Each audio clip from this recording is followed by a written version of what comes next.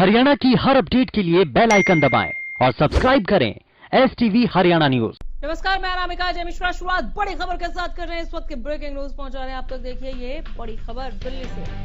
हरियाणा भवन पहुंचे सीएम मनोहर लाल। थोड़ी देर बाद बड़ौदा उपचुनाव पर बैठक होगी। हरियाणा भवन पहुंच चुके हैं मुख्यमंत्री मनोहर लाल।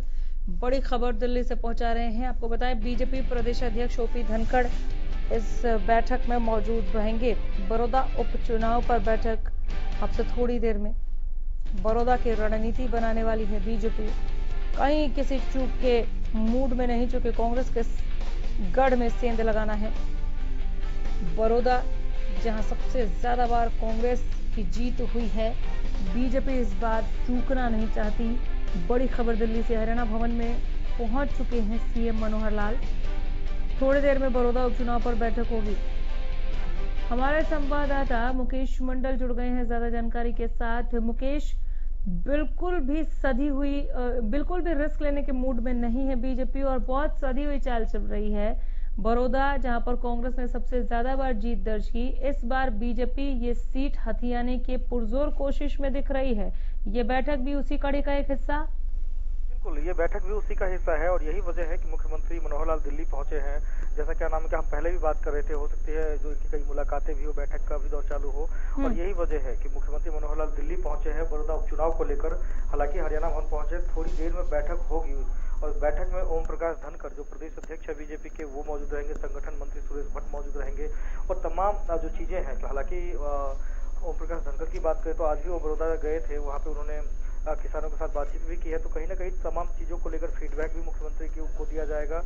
जो अध्यक्ष रहेंगे, जो ओम प्रकाश धनखड़ रहेंगे, वो भी अपनी राय बताएंगे। संगठन मंत्री है, किस तरह से चुनाव में जाना चाहिए, किन मुद्दों के साथ जाना चाहिए, तमाम चीजों को लेकर ही बातचीत की जाएगी। और आने वाले समय में देखिएगा नाम का इस तरह से और भी मीटिंग होगी। हालांकि बताया जा रहा है मीटिंग के बाद मुख्यमंत्री मनोहर लाल कई जो ऐसे केंद्रीय मंत्री हैं, चाहे बीजेपी का आला हाईकमान है, उनसे भी मुलाकात कर सकते हैं और तमाम जो बड़ौदा उपचुनाव में जो चीजें हैं, जो संगठन को लेकर बात करें, वोटर को लेकर बात करें, तमाम चीजें हैं जिसको लेकर वो आला हाईकमान से बातचीत करेंगे।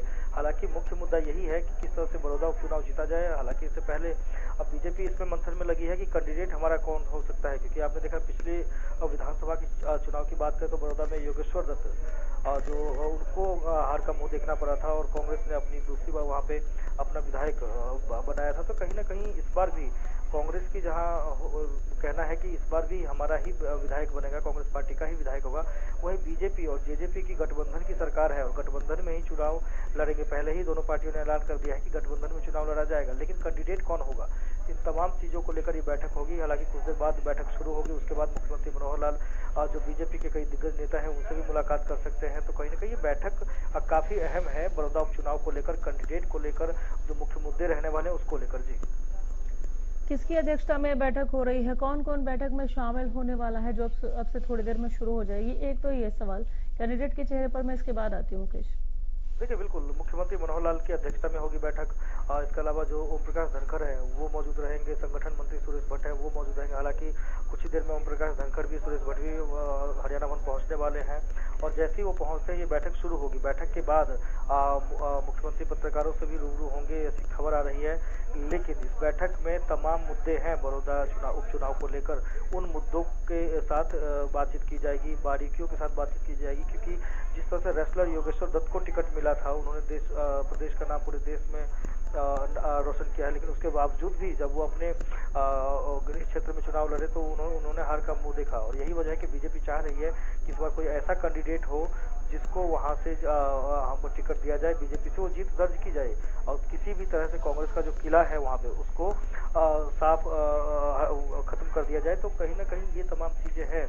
उसके अलावा बात की जाए तो बड़ौदा उपचुनाव एक बड़ी साख इसलिए भी है क्योंकि सरकार गठबंधन की है। कांग्रेस जहां अपना किला बचाने में लगेगी, वहीं बीजेपी जेजेपी को चाहेगी कि यहाँ से हमारा विधायक चुन के आए। हालांकि इनेलो पार्टी भी है, वो भी अपना जोर शोर लगा रही है बड़ौदा उपचुनाव को लेकर।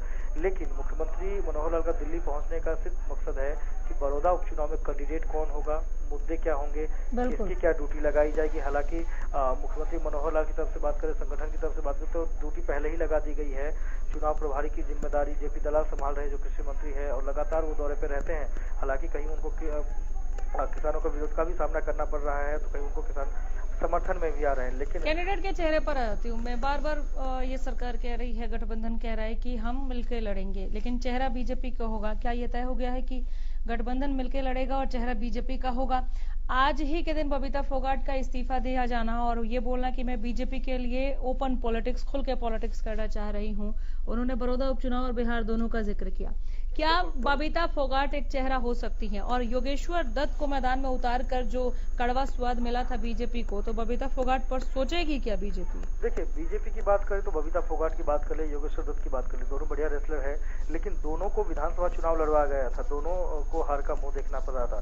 तो बीजेपी इस बार ये सोच रही है कोई ऐसा कैंडिडेट हो जो जिता हो। हालांकि वहाँ की जो जनता है और ये भी बीजेपी भी चाहती है कि कोई लोकल कैंडिडेट ही वहाँ पे आए। तो बीजेपी की, हालांकि आपने बबीता फोगाट का जिक्र जरूर किया है, बबीता फोगाट स्टार प्रचारक की लिस्ट में भी है, बिहार चुनाव में भी जाएंगे, वो प्रचार प्रसार करने के लिए बड़ौदा उपचुनाव में भी जाएंगे, इसी वजह से उन्होंने इस्तीफा दिया है। लेकिन अनामिका, मुद्दा वही है कि कैंडिडेट कौन होगा। जैसे ही कैंडिडेट डिक्लेयर होता है, पता लग जाएगा सबको कैंडिडेट कौन होगा।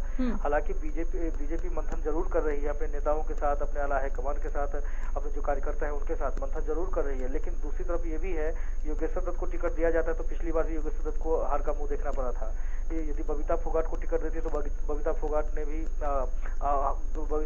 भी हार कर आई थी। तो कहीं ना कहीं तमाम चीजें हैं जिसको लेकर बीजेपी मंथन में लगी हुई है, और यही वजह है कि अभी मंथन चलेगा, बीजेपी की बैठक चलेगी, और आए दिन आप देखेंगे कि जब तक कैंडिडेट डिक्लेयर नहीं होता है तब तक मुख्यमंत्री मनोहर लाल की बात करें, चाहे ओम प्रकाश धनखड़ की बात करें, तमाम जो दिग्गज हैं वो मंथन में लगे रहेंगे। कैंडिडेट कौन होगा उसके ऊपर डिपेंड करता है, क्योंकि ये चुनाव है, काफी साख की बात है कांग्रेस के लिए भी और सरकार के लिए भी, क्योंकि सरकार बीजेपी जेजेपी की है। और ऐसे में यदि बीजेपी के हाथ से फिसल जाती है सीट तो कहीं ना कहीं एक सवाल भी है बीजेपी के लिए। कांग्रेस की बात करें, उनका किला लगभग वहां पे रहा है, और ऐसे में अपडेट्स के लिए मैं लौट कर आऊंगी। फिलहाल बहुत शुक्रिया मुकेश इस तमाम जानकारी के लिए।